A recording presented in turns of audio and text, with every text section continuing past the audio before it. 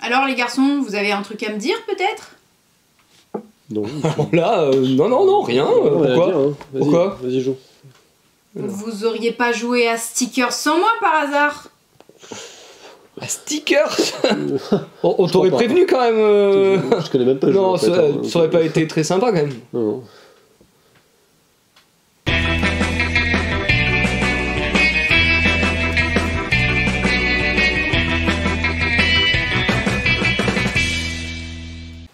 Hello, bonjour tout le monde. Salut Alex. Salut. J'adore te dire salut comme si on n'avait pas passé une journée de travail ensemble. J'espère que vous allez bien.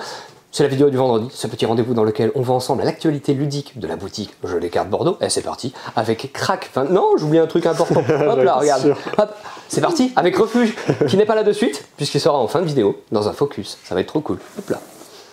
Crack 29, un jeu de Charlec et Christian Rubella, illustré par Claude Davassins. C'est Débac le jeu qui nous propose ça. C'est un véritable jeu d'ambiance absolument chaotique, où il y a quand même moyen de faire des gros coups en réfléchissant, en ayant beaucoup de chance et surtout en prenant les autres joueurs pour des pigeons, parce que tu as fait à merveille Alex, je dois le dire. Et le pigeon, eh ben, c'était moi. 3 à 8 personnes, plus vous allez être nombreux et plus ça va être le bazar et plus ça va être drôle. Ici, par souci de place, mais aussi parce qu'on a fait une petite 3/4 de partie juste avant de tourner, eh ben, on a fait une mise en place pour 3 personnes. Ça va durer une vingtaine de minutes. L'idée, c'est que nous sommes le jeudi noir, donc le premier jeudi du crack de 1929, qui a eu d'énormes répercussions historiques. Nous sommes des banquiers. On boursicocote, comme on dit. Voilà. Et donc, on a des petites actions dans notre main. On commence avec des petites actions, comme ça. Et puis, on a aussi une action sous forme de jeton.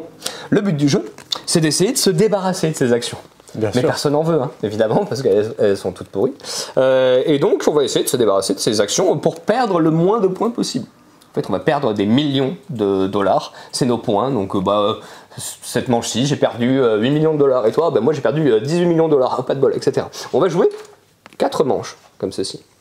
Là, j'ai perdu 42 millions de dollars. C'était la catastrophe à la manche 3. C'était vraiment la grosse cata. À la fin des 4 manches, on va voir qui a perdu le moins, finalement. Ce qui peut se passer aussi, c'est, vous voyez ici, vous avez le cotage, la cotation des différentes actions qui vont chuter.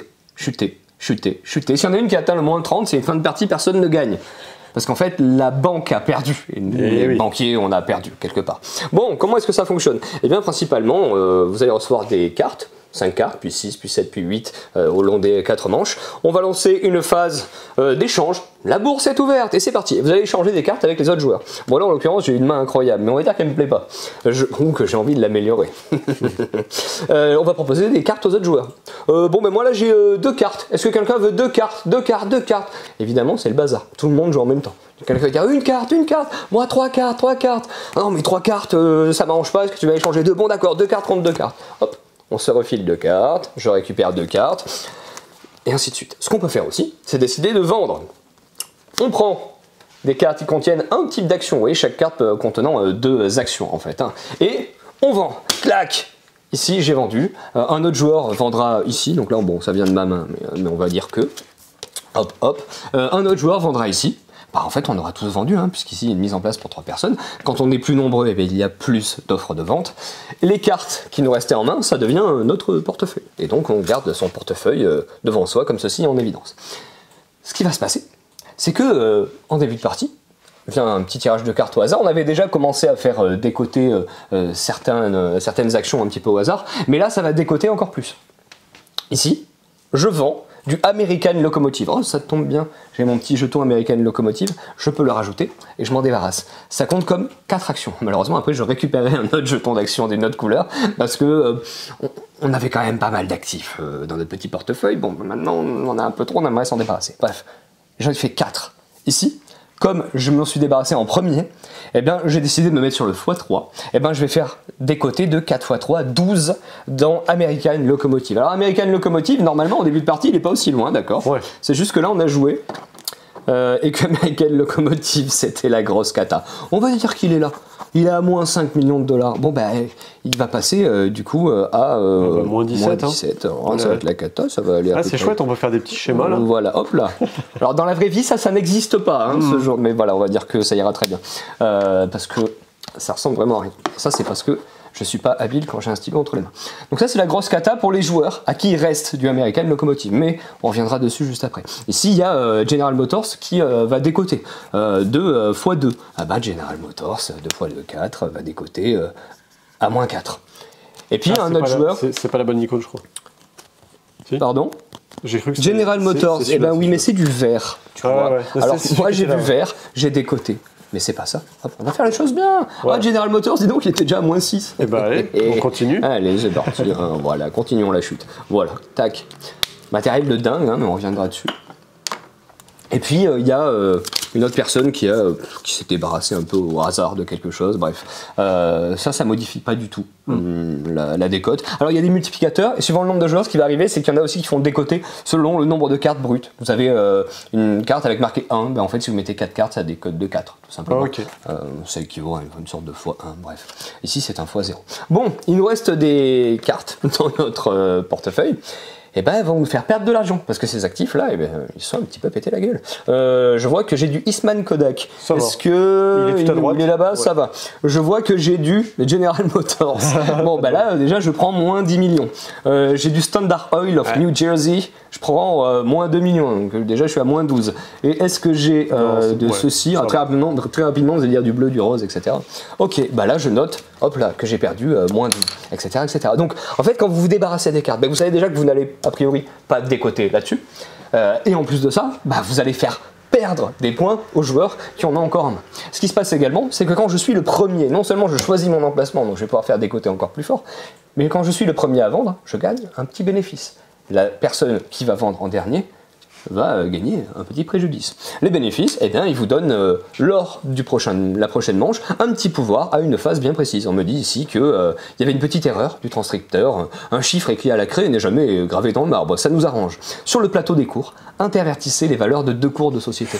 Et lors de la prochaine manche, je pourrais dire alors là je perds encore du General Motors. Non, on va dire qu'en fait General Motors, ça va s'intervertir avec Eastman Kodak. Et clac, je m'en sors. Par contre, quand vous avez pris un préjudice, eh ben, il se passe des trucs pas très cool. Par exemple, je deviens frileux et on me dit que je ne pourrais échanger qu'une carte à la fois lors de la prochaine phase d'échange. Donc je ne pourrais dire que une carte, qui veut ma carte? C'est chaotique.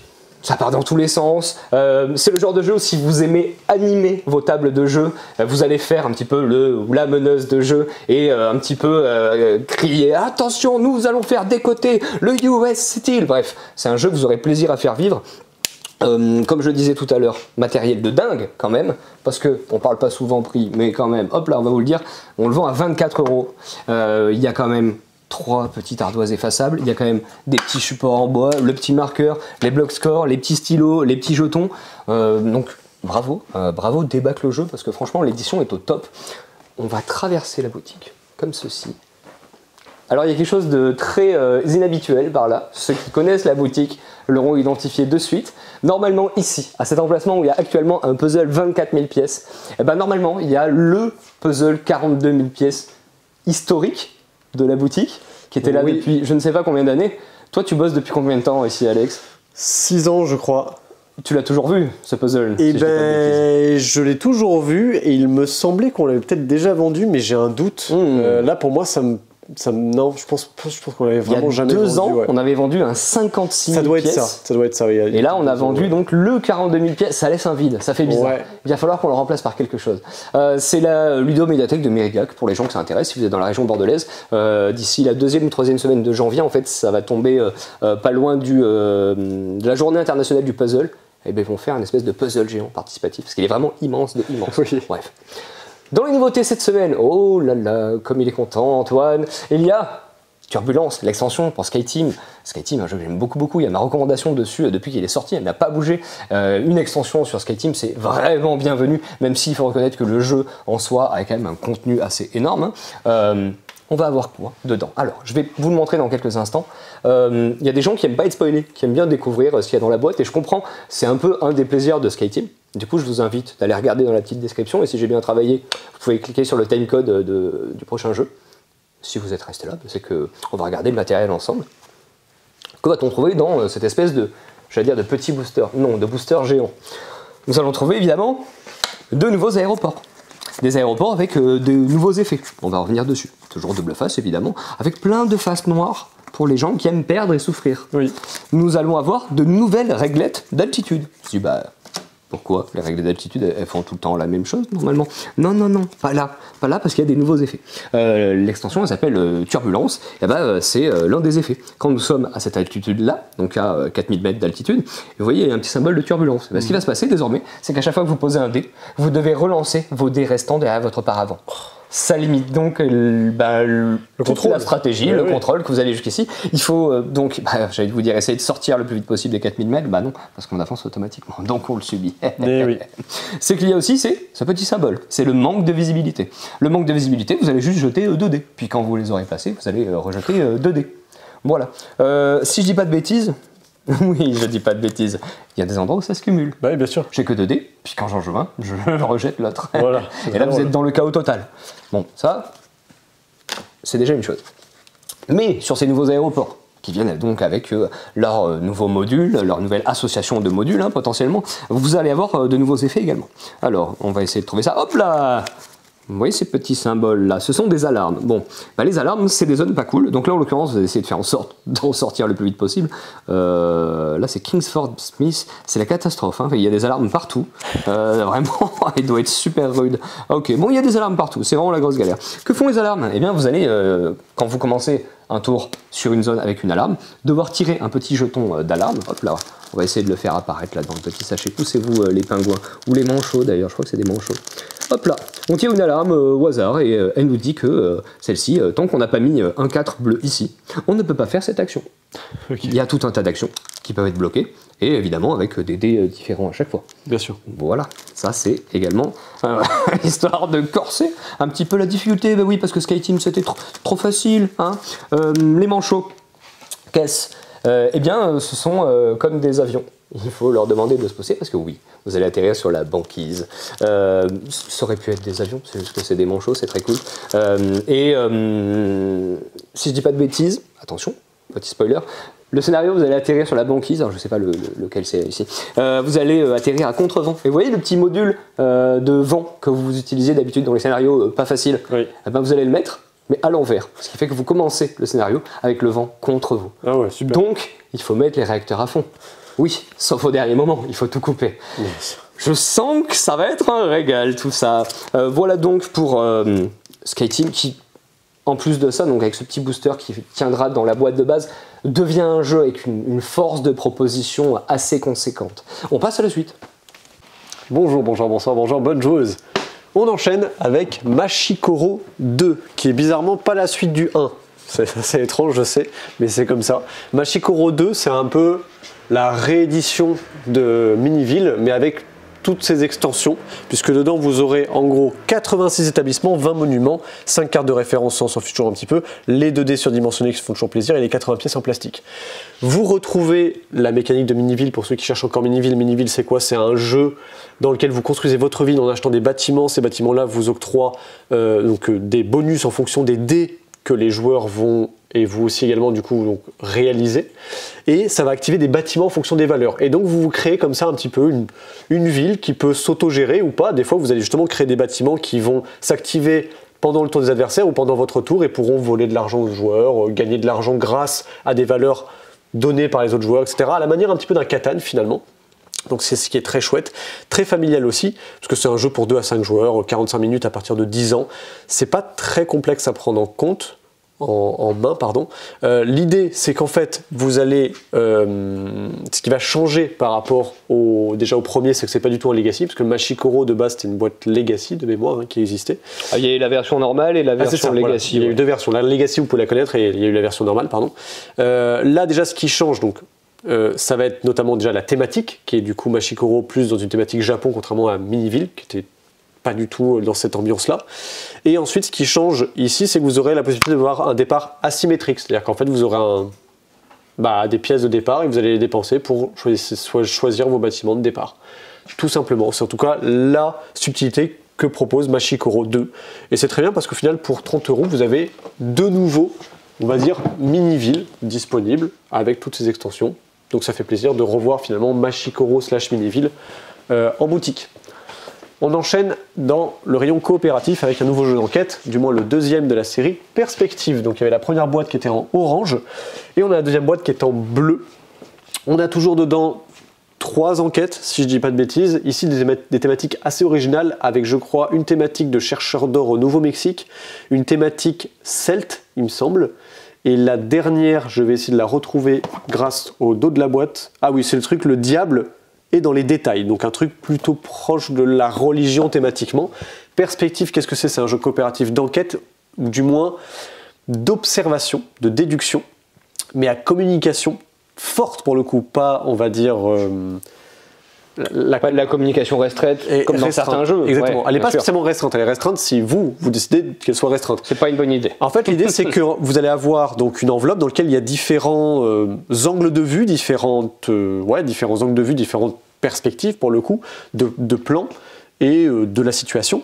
Et donc, chaque joueur va avoir différents éléments, différents plans de vue, et lui, il va dire ce qu'il voit. Et en fonction de ce que vous décrivez, donc il faut décrire le plus possible, les autres joueurs relient des informations en disant « Ah mais toi tu as tel élément, il y a un ruban rouge ici, toi tu l'as aussi, ah non moi j'ai pas de ruban, par contre j'ai une pierre bleue, ok d'accord, mais du coup pourquoi la lampe elle est là-bas ?» Tout ça vous allez le communiquer entre vous, et normalement avec la vision de chaque joueur, avec les visions, ensemble vous devrez réussir à résoudre l'enquête. C'est vraiment comme une sorte d'enquête puzzle en fait, quelque part.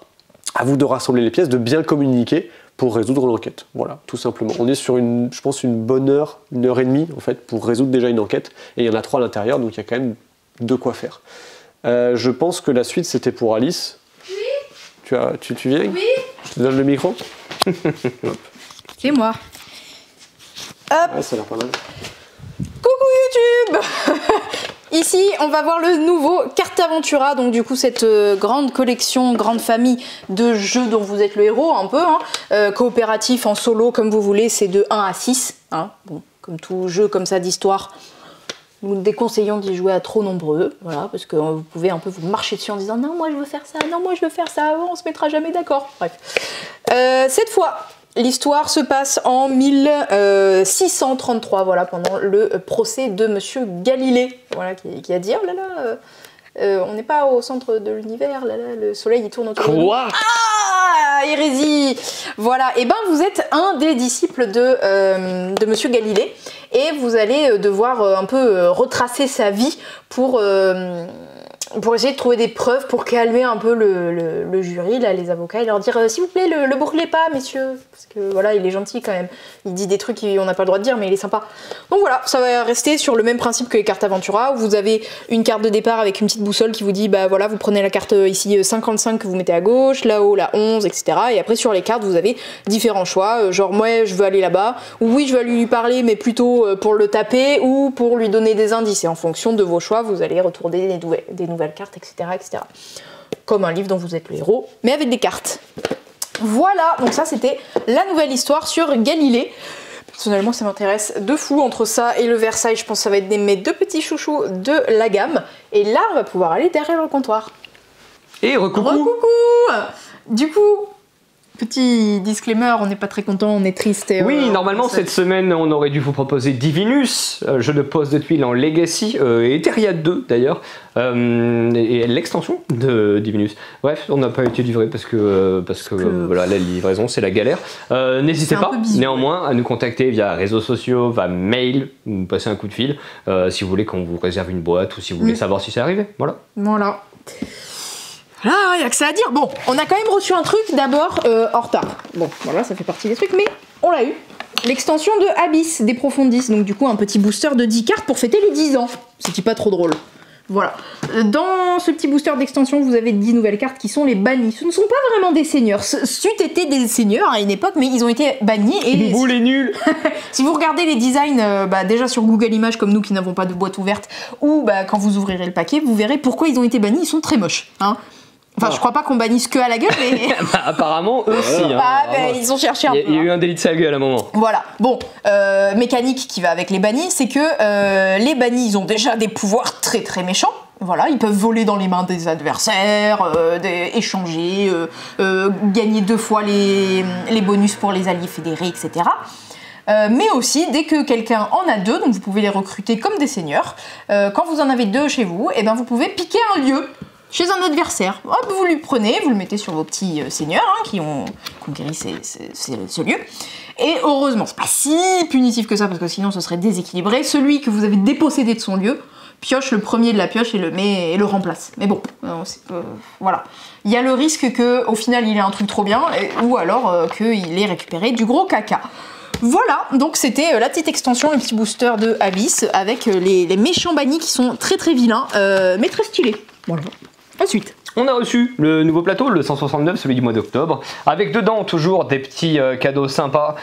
Ici, donc pour Diluvium et Bombbusters, il y a 3 scénars de Bombbusters, enfin 3 missions qu'on peut trouver que là-dedans. C'est voilà, c'est pas juste de la petite carte glissée entre deux pages, ils se moquent pas de vous. Un plateau dans lequel on va parler des sorcières dans les thématiques de jeux de société, entre autres dans lequel on va avoir un petit dossier sur Wingspan et son autrice, donc Connie Vogelman, qui n'est pas l'autrice originelle de Wingspan, mais du coup ce sont des autrices derrière ces jeux là, il faut le savoir. Bref, toujours des trucs très intéressants à lire là-dedans. Et pour les gens qui aiment lire, là, il va y avoir également beaucoup à lire avec Vecna au seuil du néant, la dernière campagne pour Donjons et Dragons, la 5e édition.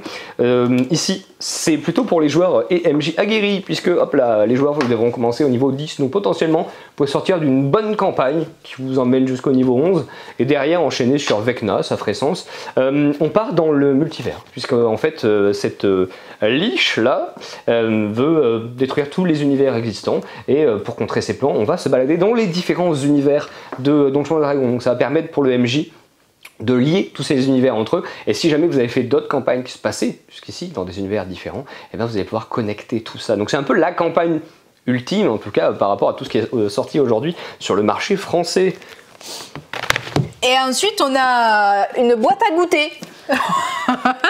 Oui, effectivement. Mais c'est une boîte à goûter. Hein. On avait plein de Pokémon, étincelles déferlantes, on n'en a plus. Ah c'est allé très très très vite. Ouais. Et il nous reste ça, avec dedans un Pikachu de cristal, je suppose. Bah, il a une sacrée couronne hein, quand même. Hein. Ouais, c'est Pikachu de cristal. Quoi. On dirait la couronne de la Statue de la Liberté. Voilà. On est toujours très très bon sur Pokémon, c'est vraiment la Regardez, on a reçu des deckbox de l'Orcana. En vrai, celle-là, je l'ai déjà prise. Hein, c'est bizarre. Elles sont vraiment très jolies, ces deckbox. Je trouve que les deux personnages sont vraiment mis en avant, les illustrations sont très jolies. Oh, le vert de Scar, là, ouais. il tue. Hein. Ouais. On a 2 playmats. Un de Monsieur Donald, Capitaine Pirate, et de Madame Elsa, l'esprit, le 5e esprit de la nature. Ok. Voilà. Hop. On a... Bah oui, vous me dites c'est quoi ça? C'est du Lorcana. Bah oui, c'est la saison 6. Voilà, la mer Azurite, c'est enfin arrivé, donc avec les 2 decks de démarrage. Ici, on a du Émeraude, Saphir, et Ambre et Rubis. Ouais, c'est pas ouf, ok. Bah, alors c'est ouf parce qu'il y a Jim Hawkins, voilà. Ça, ouais, c'est... Oh, il y a Tigou. Vert bleu, pourquoi pas, ouais, vert bleu, c'est pas mal. Enfin, Émeraude, Saphir, pardon. Ouais. Mais pas que. Pas que, mais bon, vous avez deviné le thème peut-être, c'est thème un peu pirate. Oui, là. Alors là, on a les boosters qui vont avec, parce qu'il y a Yzma, donc c'est bon, ça je le prends. Hop, on a Trove Pack. Oui. Voilà, toujours comme d'hab, hein, les boosters, de quoi ranger, organiser le matos pour jouer, les dés, les petits pions. On a un gros pack de... Est-ce que vous aimez Stitch? Eh bien... vous avez le coffret collector Stitch. Voilà, c'est dit, c'est acté, c'est Stitch.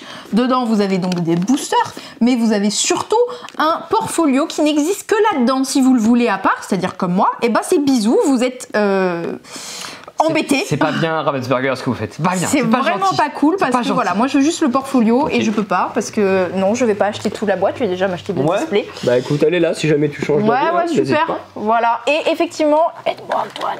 Oui. Alors, vas-y.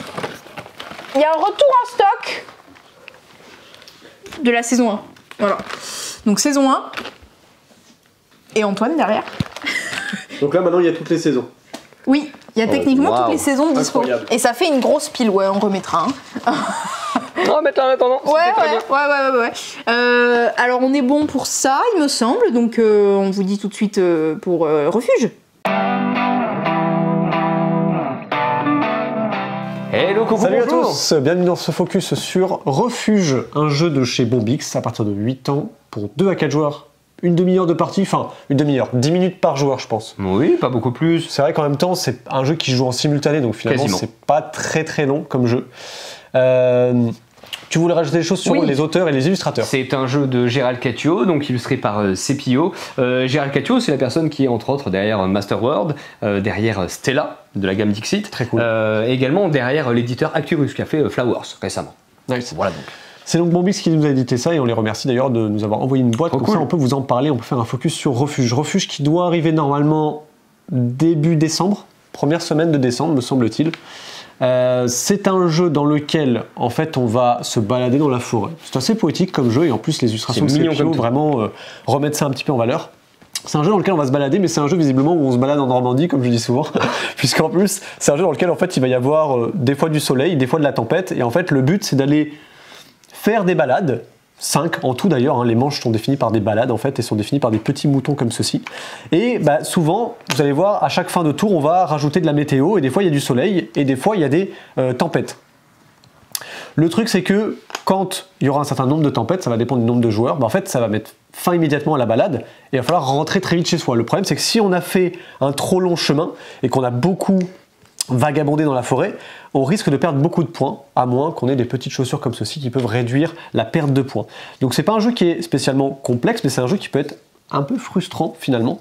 Et il y a un truc que j'aime beaucoup dans cet aspect assez, dans sa mécanique et dans cet univers assez familial, il y a le côté un peu deck building et notamment bike building, puisqu'en fait notre petit voyage se déroule dans ce sac.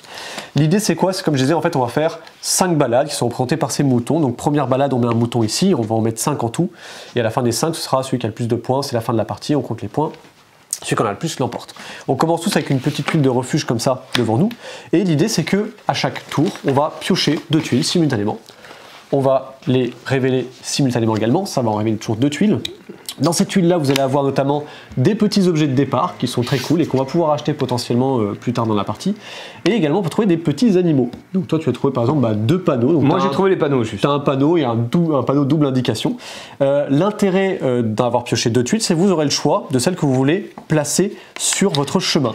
Quand vous allez placer une tuile, donc il y aura notamment des petits effets qui vont se déclencher. Donc quand vous allez par exemple tomber sur une tuile comme ceci, là par exemple j'ai une tuile qui me propose 2 choix, soit je gagne immédiatement 3 points de victoire, je retourne la tuile et je la colle ici, soit du coup je peux gagner 3 petites chaussures. Pas mal. Et en fait les chaussures ça sert à quoi? Ça sert après avoir joué une tuile, on peut potentiellement acheter des petites tuiles ici, soit d'animaux, soit d'équipements en fait. Donc ça par exemple c'est une tuile un peu d'équipement. Ici on a un animal par exemple, donc on ne l'a pas encore trouvé mais c'est en recherche. Si je joue cette tuile là, je gagne 1 point de victoire immédiatement. Et je la retourne et je la mets de son côté animal découvert. Donc du coup là ce sera un petit hérisson. Vous voyez qu'il y a sous la tuile 2 pattes. Et en fait les pattes c'est des points de victoire que lorsque vous rentrerez à votre refuge. Donc l'idée c'est que si par exemple je prends le petit hérisson, j'ai gagné immédiatement 1 point que je vais mettre ici en tant que joueur bleu. Hop. Et je vais la coller dans ce sens là. Et me rappeler que quand je reviendrai, je gagnerai 2 points. Sauf si tu es pris par la tempête. Sauf s'il y a la tempête. Parce qu'en fait, il y a 2 manières de mettre fin à une manche. C'est soit tout le monde a rejoint son refuge, je vous montrerai comment on fait, soit il y a une tempête qui a éclaté, et dans ce cas-là, on est tous repartis un peu bredouille, parce qu'on ne va pas rencontrer grand-chose lors d'une tempête, parce que tous les ennemis en fait, vont se cacher, et on verra rien du tout. Et en plus, comme il pleut, il y a de la gadoue, et si on veut traverser la gadoue, il faut payer des chaussures. Donc l'idée, ça c'est un tour. La tuile que je n'ai pas utilisée, je la remets dans le sac, et je pourrai la repiocher plus tard. Une fois qu'on a touché une tuile, comme je disais, on peut éventuellement acheter une carte, une tuile du coup. Les tuiles vont avoir différents coûts. Pour les outils, ça va de 2 à 5, et en dessous pour les animaux, ça fait 4, 6, 8 et 12, et à chaque fois, quand vous les achetez, les tuiles, vous les mettez dans votre sac. On recommence un tour, je vais piocher de nouveau 2 tuiles, Antoine aussi, on va regarder ce qui se passe, etc.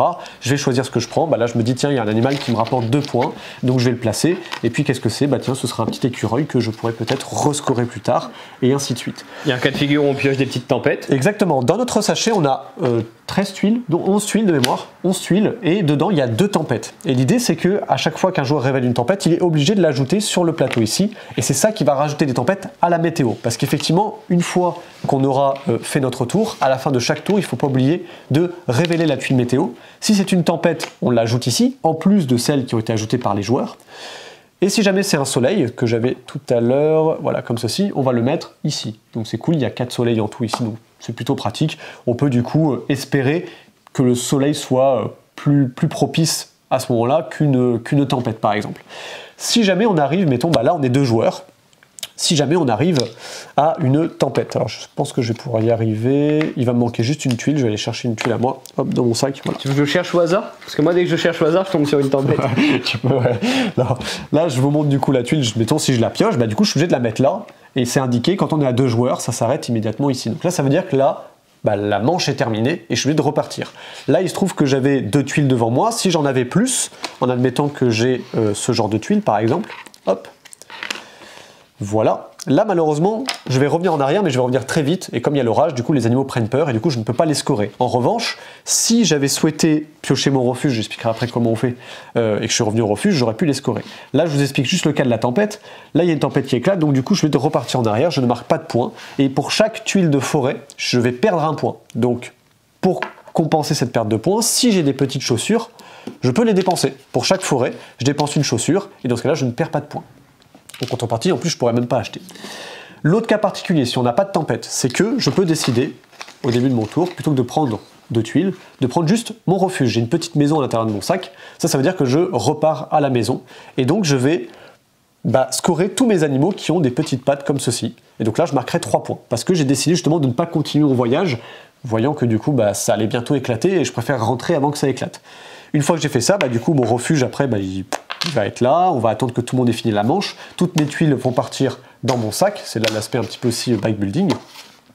Et une fois que soit l'orage a éclaté, soit du coup, on a tous reparti au refuge, on va relancer une nouvelle manche, on va tirer de nouveau des tuiles, etc. Donc les tours s'enchaînent très vite. Et une balade est composée d'un certain nombre de tours qui dépendent des choix des joueurs et de si ça va éclater ou si on est tous revenus au refuge.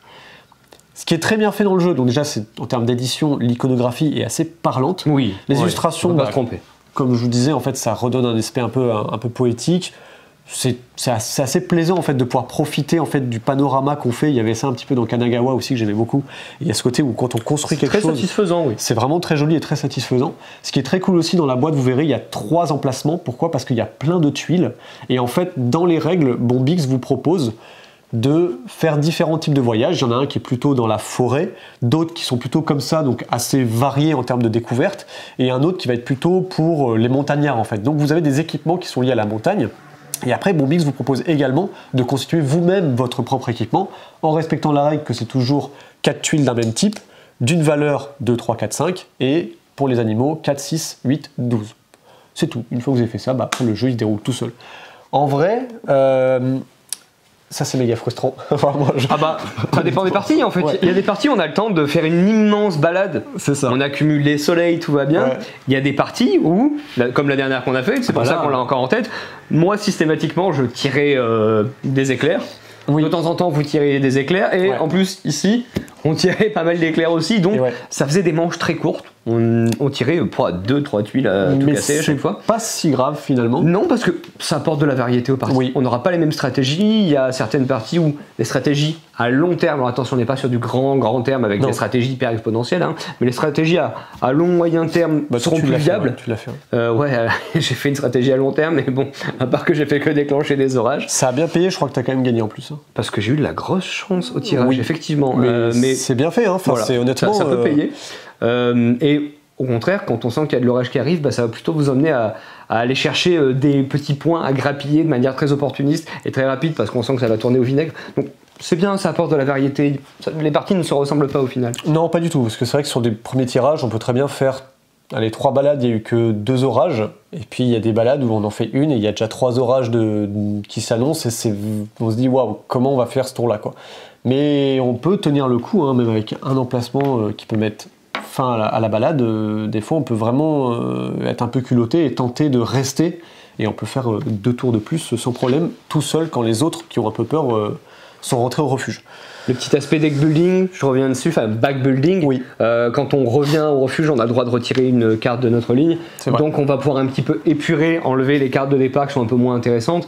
Attention, là aussi, on n'est pas sur de la stratégie long-termiste. On n'est pas comme dans certains jeux, vous pouvez carrément virer votre main de départ et avoir uniquement des tuiles améliorées. Non, vous devrez toujours composer avec vos tuiles de départ. Et au petit bonheur de la chance, je vais arriver à enchaîner 2-3 tuiles améliorées, mais pas beaucoup plus. Mais déjà, ça crée des événements, ça permet d'aller acheter des petites choses en plus, ça permet de faire des petits sprints sur le plateau de points de victoire. Donc il se passe quand même un certain nombre de choses avec peu d'éléments finalement. Oui, parce qu'au final, vu qu'il n'y a que 5 manches et qu'on peut retourner au refuge jusqu'à 5 fois, on pourra retirer jusqu'à 5 de ces tuiles. Donc c'est effectivement, on n'est pas sur une stratégie importante d'un-deck bag building, mais ça peut avoir son intérêt quand vous vous dites j'ai acheté 2 bonnes tuiles, là j'ai vraiment envie de virer cette tuile-là qui me sert à rien, ça me fait gagner une botte, j'ai acheté des tuiles qui m'en rapportent 5. Donc c'est bien de tirer un peu les probas de votre côté en fait. Donc c'est un jeu familial de toute manière à partir de 8 Exactement. ans, donc l'idée en fait c'est un peu de découvrir le backbuilding en famille, il y a un petit côté prise de risque qui marche très très bien, se faire ses petites stratégies puis espérer qu'elles fonctionnent. Voilà, je pense qu'on a tout dit donc sur Refuge qui arrive très très bientôt au moment où la vidéo sort. Oui. On est dans une temporalité de 3 semaines à peu près. À peu près 2-3 semaines, ouais, voilà. Il sera évidemment proposé en boutique. Oui, tout à fait. On a hâte qu'il arrive. Ouais. On vous dit à bientôt Chez Jeux des Cartes Bordeaux.